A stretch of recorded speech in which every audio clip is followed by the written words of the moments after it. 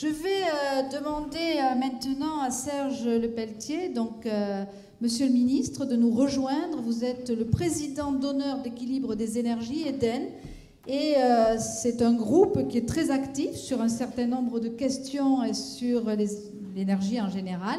Je vous laisse la parole et ensuite nous entendrons Arnaud Leroy. On va faire une petite modification d'ordre. À vous. Voilà, attendez.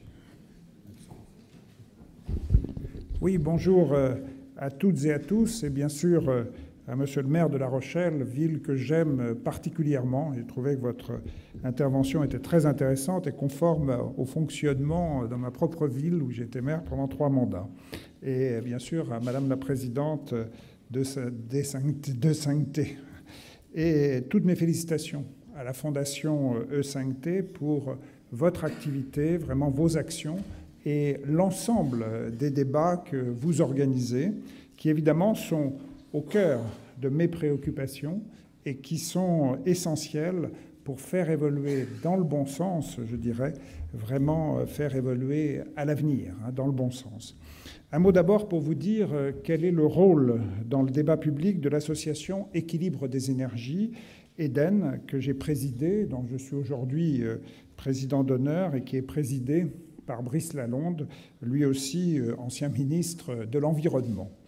Équilibre des énergies est un interlocuteur régulier des pouvoirs publics.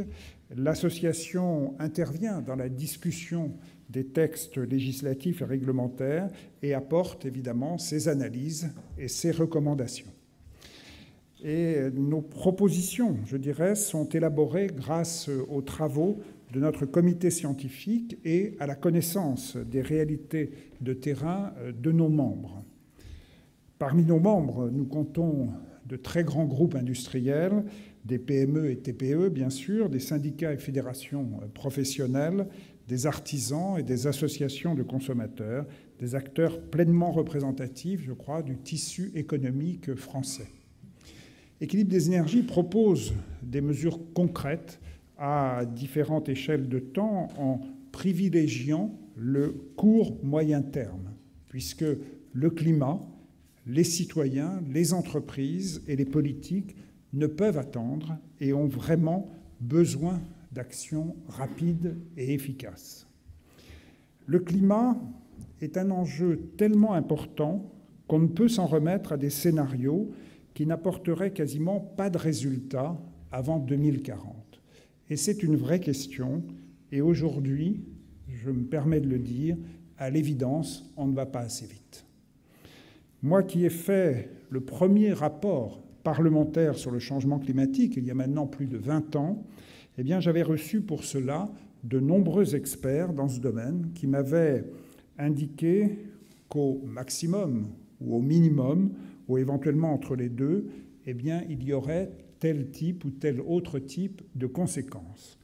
Eh bien, aujourd'hui, en fonction de ce rapport, je le dis, c'est toujours le maximum envisagé qui se produit aujourd'hui. Ces derniers mois, donc, notre activité en tant qu'acteur du débat public s'est concentrée sur la loi d'orientation des mobilités, la loi d'énergie-climat et la préparation de la réglementation environnementale 2020, ce que l'on appelle la RE 2020, qui doit fixer les normes de performance énergétique dans le secteur du bâtiment, construction neuve et la rénovation, bien sûr, énergétique des bâtiments. Quelle a été la place du secteur du bâtiment et de la mobilité dans le grand débat? Ça a déjà été un petit peu exprimé tout à l'heure. Ces sujets de la mobilité et du bâtiment ont fait partie des sujets phares du grand débat. La transition écologique est l'un des grands thèmes du grand débat et parmi les questions posées par le gouvernement, la mobilité alternative et la performance énergétique du logement ont été vraiment des points d'intérêt récurrents. Des questions posées, telles que, je vais en citer quelques-unes, qu'est-ce qui pourrait vous inciter à changer vos comportements, comme par exemple mieux entretenir et régler votre chauffage, modifier votre manière de conduire ou renoncer à prendre votre véhicule pour de très petites distances. Par rapport à votre mode de chauffage actuel, pensez-vous qu'il existe des solutions alternatives plus écologiques. Avez-vous, pour vos déplacements quotidiens, la possibilité de recourir à des solutions de mobilité alternatives à la voiture individuelle, comme les transports en commun, le covoiturage, l'autopartage, le transport à la demande, le vélo, etc. C'était bien pour sentir un peu les choses. Pensez-vous que les taxes sur le diesel, c'était une vraie question, et sur l'essence peuvent permettre de modifier le comportement des utilisateurs? Donc les Français se sont montrés sensibles à ces questions. Les synthèses de la restitution des contributions du grand débat indiquent que 52% des répondants estiment qu'il existe des solutions alternatives plus écologiques à leur mode de chauffage actuel, les concernant, donc 52%. Pour répondre au problème de la pollution de l'air, eh bien 42% des répondants estiment qu'il faut trouver des solutions liées au transport, ce qui est tout à fait vrai. Et c'est évident que le rôle des secteurs du bâtiment et de la mobilité pour favoriser la croissance verte est essentiel. Et pour moi d'ailleurs, ce sont les premières priorités. Le secteur du bâtiment, alors je dirais sur les années par exemple 2015, qui est l'année du COP 21, bien le secteur du bâtiment est responsable de 47% de la consommation d'énergie finale française et de 20% des émissions de gaz à effet de serre françaises. 75% des bâtiments déjà construits aujourd'hui, il ne faut pas l'oublier, seront au moins utilisés en 2050, date à laquelle la France doit avoir atteint la neutralité carbone. Ça veut donc dire quelque chose sur les bâtiments actuels et ceux qui vont être construits.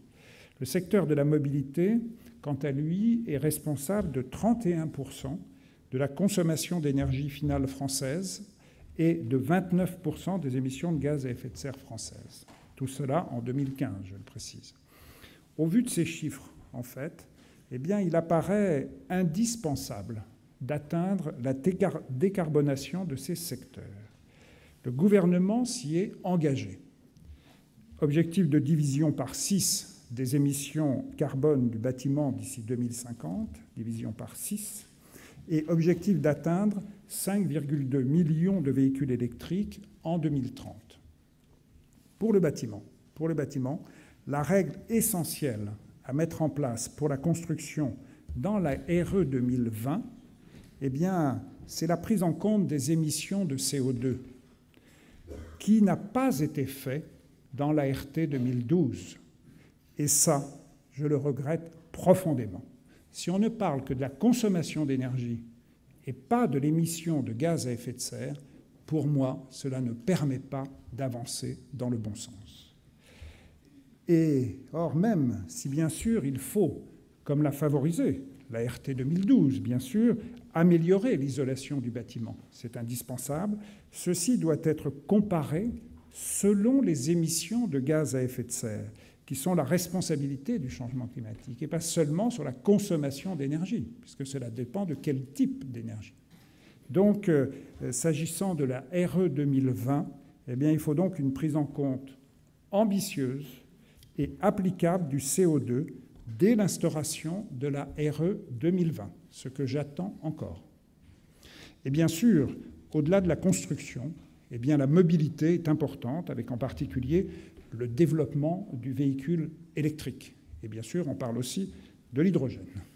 Il faut pour cela largement augmenter les bornes de recharge.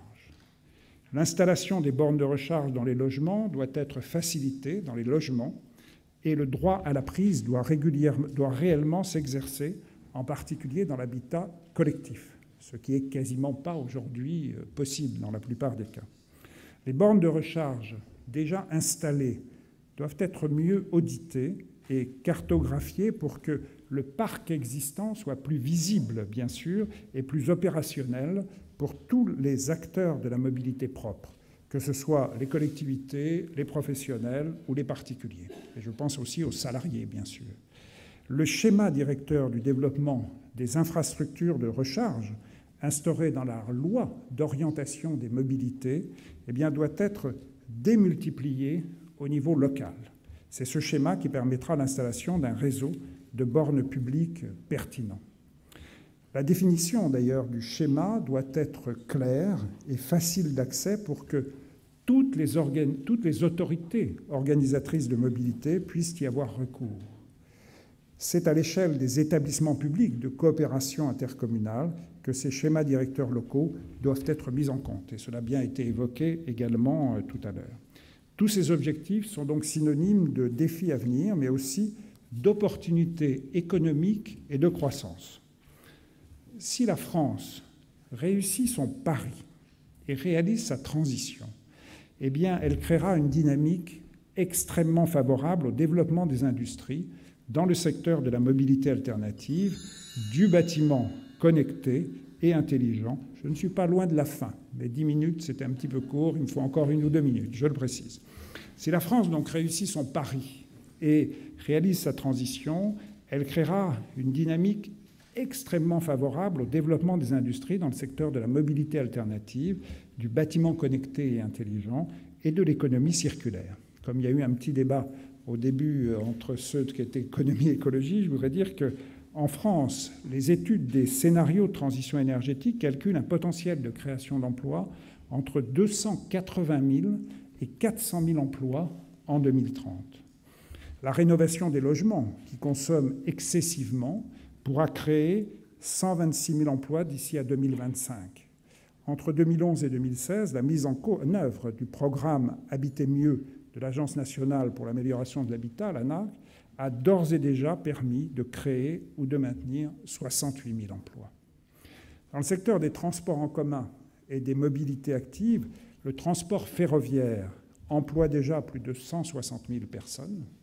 Et la relance, notamment du fret ferroviaire, eh bien, devrait résulter en une augmentation des emplois de ce secteur. En parallèle, les ventes de vélos progressent, on l'a dit tout à l'heure, et les services de réparation se développent. En 2015, eh bien, le secteur représentait 65 000 emplois directs et indirects de la France. La filière, je dirais, de la mobilité électrique, à la fois des voitures et du vélo, se développe avec des milliers d'emplois à la clé. On peut donc, d'après moi, et ça c'est très important, très clairement lier écologie et économie.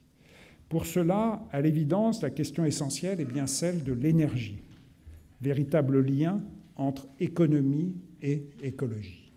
Et sans énergie, pas de développement économique, et selon le type d'énergie émettant ou pas du gaz à effet de serre, eh bien, on accélère ou pas le changement climatique. Merci à tous. Merci. Vraiment. C'est très important. Merci. Merci, Monsieur le Ministre.